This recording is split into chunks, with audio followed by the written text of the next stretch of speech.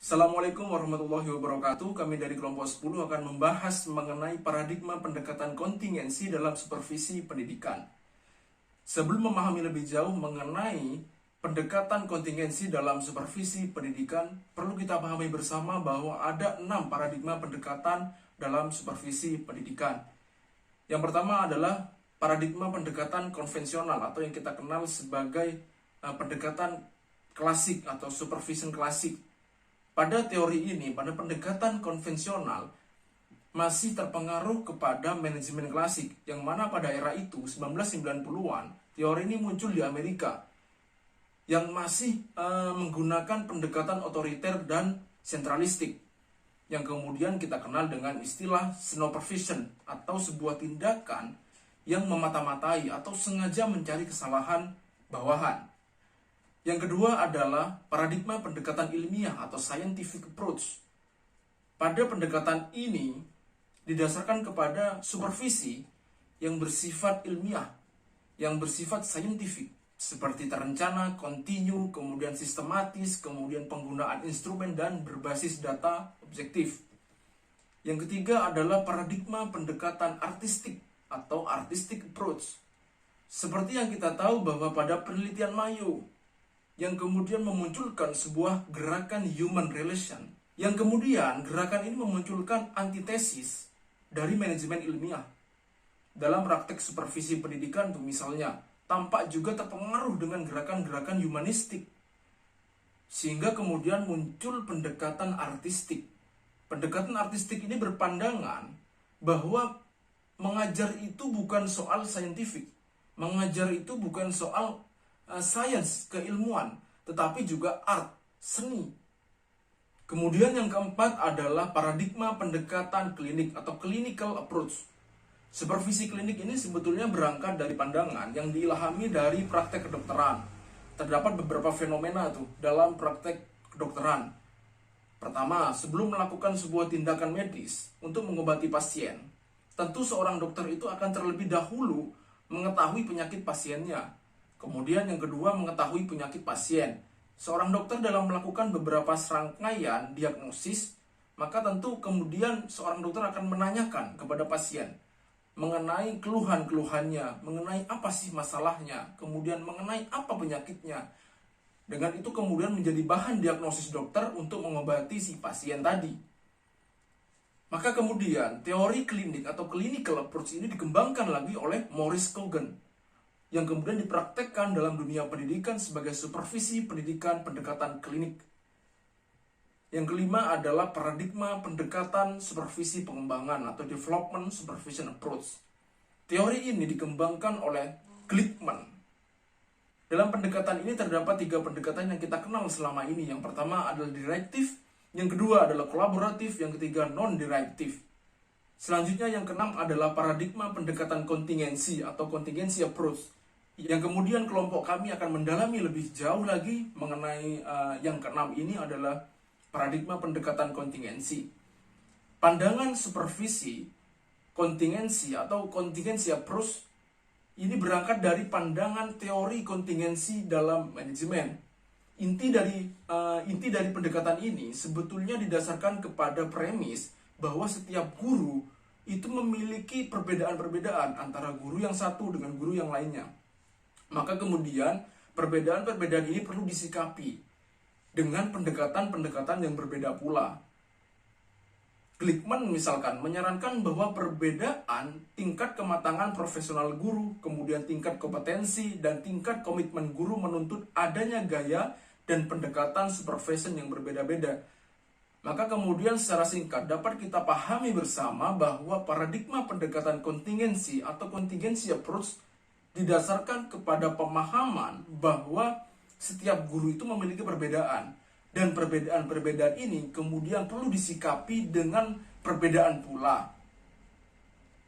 Selanjutnya mengenai pandangan kontingensi lebih jauh dan lebih dalam kita pahami bersama akan dibahas oleh anggota kelompok kami yang berikutnya.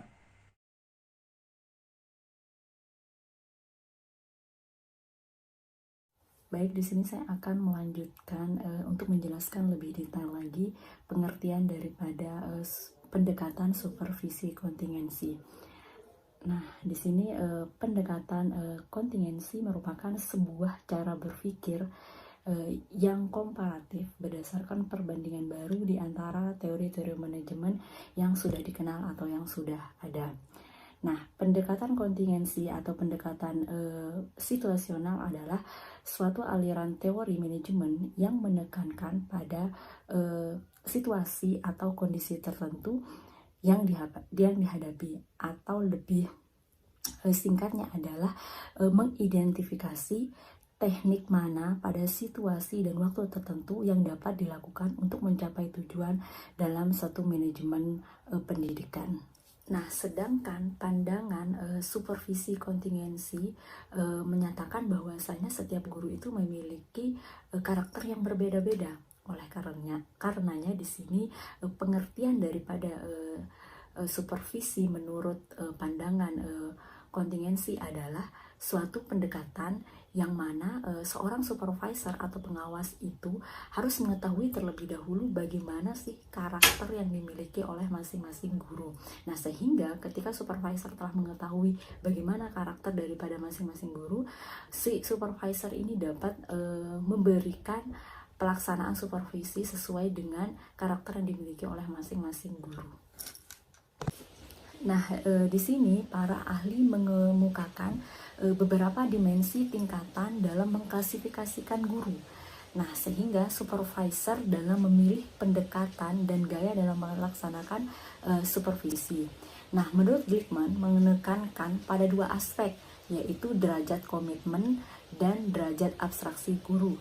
Nah, sedangkan Kolb mengemukakan beberapa hal yang perlu diperhatikan supervisor adalah bagaimana konsep dan gaya pembelajaran guru, kemudian variasi strategi mengajarnya, kemudian bagaimana gaya dalam pemecahan masalah, dan yang terakhir yaitu variasi pengembangan diri guru. Dan di satu sisi seorang supervisor atau pengawas itu harus menjadi motivator atau harus memberikan motivasi kepada para guru, yang mana tujuan daripada motivasi yang diberikan itu adalah agar mendorong kinerja atau keefektivitasan para guru dalam bekerja untuk memberikan pembelajaran yang terbaik di dalam kelas. Sebagaimana yang tadi saya katakan bahwasanya seorang supervisor juga harus menjadi seorang motivator atau memberikan motivasi kepada para guru. Nah, di sini juga supervisor harus memperhatikan juga bagaimana teori-teori motivasi yang ada seperti itu. Nah, seperti di sini dikatakan dalam McCallum mengemukakan bahwasanya ada beberapa teori kebutuhan motivasi yang perlu diperhatikan seorang supervisor yang akan diberikan kepada para guru. Nah, yang pertama yaitu prestasi, yang kedua kekuasaan, dan yang ketiga atau yang terakhir adalah kelompok pertemanan. Nah, jadi sebagaimana tadi makna daripada pendekatan kontingensi, bahwasanya supervisor itu harus mengetahui terlebih dahulu bagaimana sih karakter-karakter yang dimiliki oleh masing-masing guru, sehingga nanti para supervisor itu dapat memberikan model serta pendekatan supervisi sesuai dengan karakter yang dimiliki oleh para guru. Di sini juga diterapkan ketika seorang supervisor ingin memberikan motivasi semangat kepada para guru, itu disesuaikan juga dengan tingkat kompleksitas kognitif para guru. Nah, di sini saya akan menjelaskan juga bagaimana tingkat kompleksitas kognitif guru.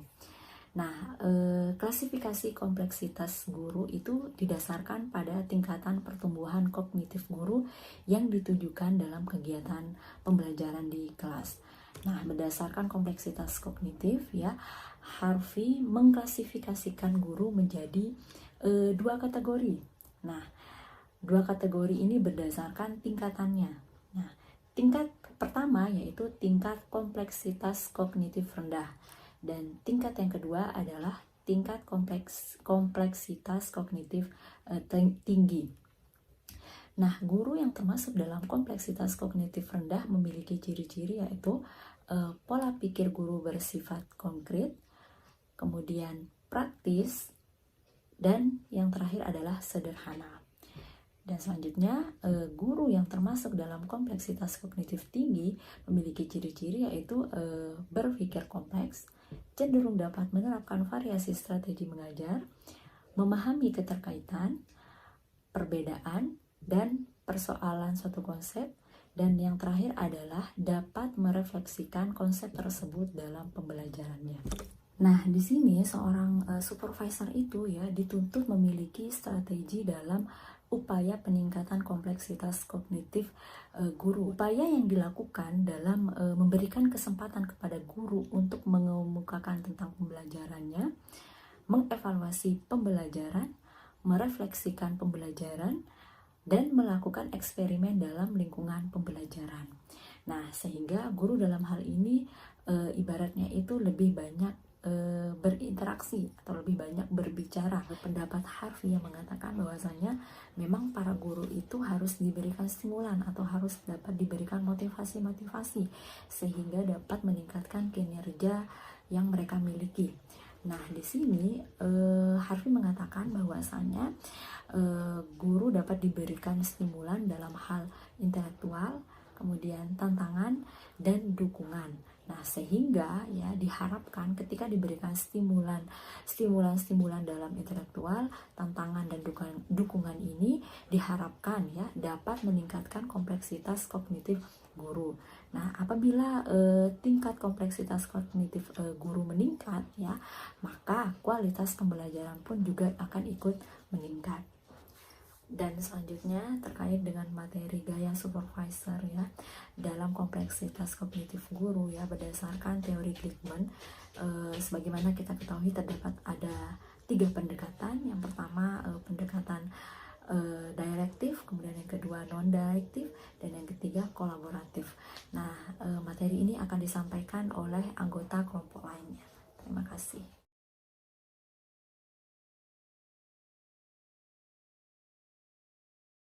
Saya akan menjelaskan mengenai pendekatan supervisor atau gaya supervisor dalam komplektivitas kognitif guru. Jadi supervisor dapat memilih alternatif yang memberikan bantuan dan pembinaan kepada guru. Menurut Glickman pada 1981, supervisor dapat memilih berdasarkan teori berikut. Yang pertama yaitu direktif, yang kedua kolaboratif, dan yang ketiga non-direktif. Pendekatan atau gaya direktif.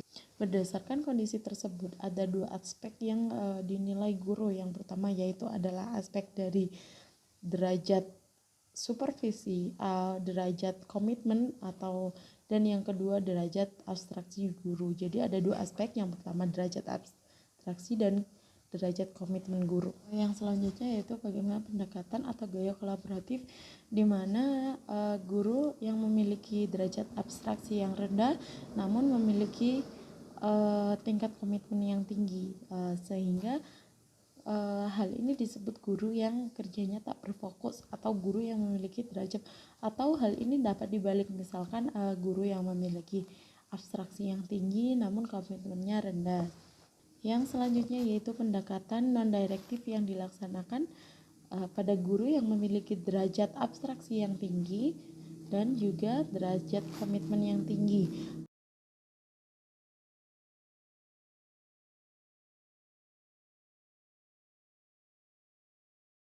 Baik, bismillah. Saya akan melanjutkan presentasi dari kelompok 10 mengenai kepemimpinan dalam pandangan supervisi kontingensi, model kepemimpinan kontingensi teori Fiedler. Nah, kepemimpinan berkaitan dengan masalah yang mendasar yang memerlukan perhatian dan pemikiran pemimpin, yaitu bagaimana melakukan perubahan, pengembangan dan penyesuaian terhadap kondisi lingkungan yang dinamis. Nah, kepemimpinan mempunyai peranan yang sangat penting di dalam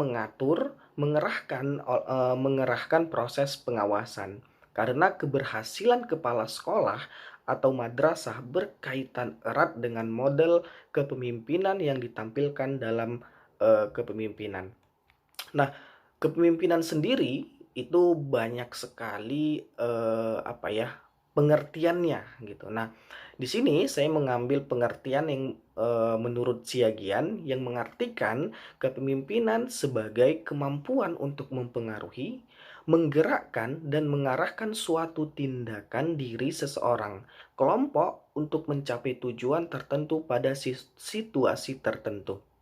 Nah, kemudian teori kontingensi menganggap bahwa kepemimpinan adalah suatu proses di mana kemampuan seorang pemimpin untuk melakukan pengaruhnya tergantung dalam situasi tugas kelompok atau group task situation dan tingkat-tingkat daripada gaya kepemimpinannya, kepribadiannya, dan pendekatannya yang sesuai dengan kelompoknya.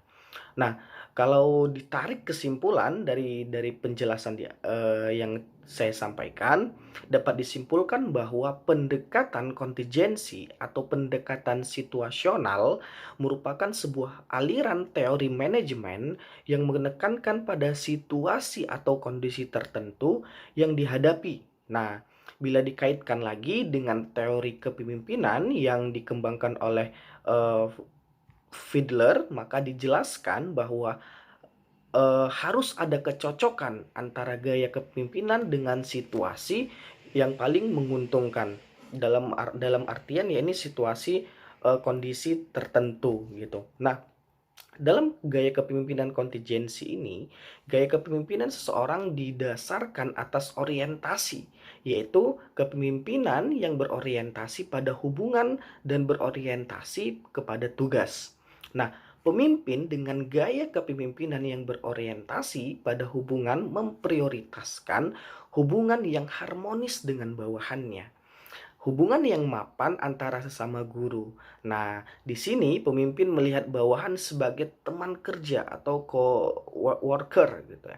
Nah, pemimpin dengan gaya kepemimpinan yang berorientasi dengan tugas menekankan tuntutan terhadap penyelesaian tugas dengan sempurna oleh bawahan, dikenal dengan seorang yang menyukai kerja keras atau hard working. Nah, sehingga dengan kepemimpinan yang menekankan pada hubungan harmonis dan kerja keras terhadap bawahannya dapat mempengaruhi kinerja yang lebih baik dan mengalami peningkatan yang terus menerus gitu. Nah, adapun dalam pandangan kontingensi, supervisi didasarkan pada pemikiran bahwa setiap guru itu berbeda. Nah, sehingga supervisi atau supervisor itu dapat memilih pendekatan dan gaya dalam melaksanakan supervisinya. Nah, pemberian motivasi supervisor kepada guru dapat menjadi potensi besar untuk meningkatkan komitmen guru dalam bekerja. Ketidaksesuaian antara gaya kepemimpinan dan situasi tersebut masih terbuka untuk terus diperbaiki karena pemimpin masih mempunyai kesempatan untuk melakukan review atau pengkajian ulang gitu mengenai gaya kepemimpinan sekaligus menelaah situasi organisasinya supaya situasi dan gaya kepemimpinannya menjadi sinkron kembali dan bisa mencapai hasil yang diharapkan. Nah, dengan demikian, dimensi utama dari teori kontingensi Fiedler ini ada dua, yaitu leadership style, gaya kepemimpinan, dan situasi. Nah, gaya atau teori kontingensi Fiedler ini sangat erat kaitannya atau dengan pendekatan situasional atau kepemimpinan situasional gitu. Nah, dalam kaitannya dengan supervisi kepala sekolah selaku pemimpin di lembaga pendidikan, tentunya harus mempunyai gaya kepemimpinan. Hal ini tentu berkaitan atau tentu berdampak, berpengaruh terhadap bawahan. Kepala sekolah yang juga selaku supervisor tentu harus membaca situasi atau perbedaan yang ada di dalam setiap individu atau mungkin kalau dalam konteks pendidikan yaitu guru. Nah, Sehingga ketika kepala sekolah melakukan supervisi, tentu bisa menerapkan berbagai alternatif pendekatan gitu, seperti pendekatan direktif, non direktif, kolaboratif, informal, kolegial dan sebagainya. Tentu hal tersebut diharapkan dapat membantu guru dalam peningkatan kualitas pengajaran. Nah, sekian yang bisa saya sampaikan. Lebih dan kurangnya saya mohon maaf. Terima kasih. Assalamualaikum warahmatullahi wabarakatuh.